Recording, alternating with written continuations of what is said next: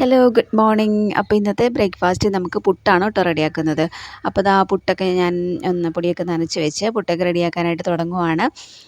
കടലക്കറി നേരത്തെ ഞാൻ റെഡിയാക്കി വെച്ചിട്ടുണ്ടായിരുന്നു. കടലക്കറിയുടെ കാര്യങ്ങളെല്ലാം കഴിഞ്ഞിട്ടാണ് പിന്നെ പുട്ടൊക്കെ ഒന്ന് ഉണ്ടാക്കാൻ തുടങ്ങുന്നത്. ഈ പുട്ടിൻ്റെ പൊടി അത്ര സുഖമില്ല. നമ്മുടെ പച്ചരി പൊടിച്ചിട്ട് എല്ലാ പച്ചരിയും ഒരുപോലെ ആവണമെന്നില്ലല്ലോ. നമ്മൾ റേഷൻ കടയിൽ നിന്ന് വാങ്ങിക്കുന്ന പച്ചരി. അപ്പോൾ അത് പൊടിച്ച് കഴിഞ്ഞപ്പോഴത്തേക്കും ഒരുപാട് അങ്ങനെ സോഫ്റ്റ് അല്ല പുട്ട്. അപ്പോൾ പിന്നെ ചൂടോടെ കഴിക്കുകയാണ് നല്ലത്. അതുകൊണ്ട് കറിയൊക്കെ ഉണ്ടാക്കി വെച്ച് കഴിഞ്ഞിട്ടാണ് ഞാൻ പുട്ടൊക്കെ ഉണ്ടാക്കുന്നത്.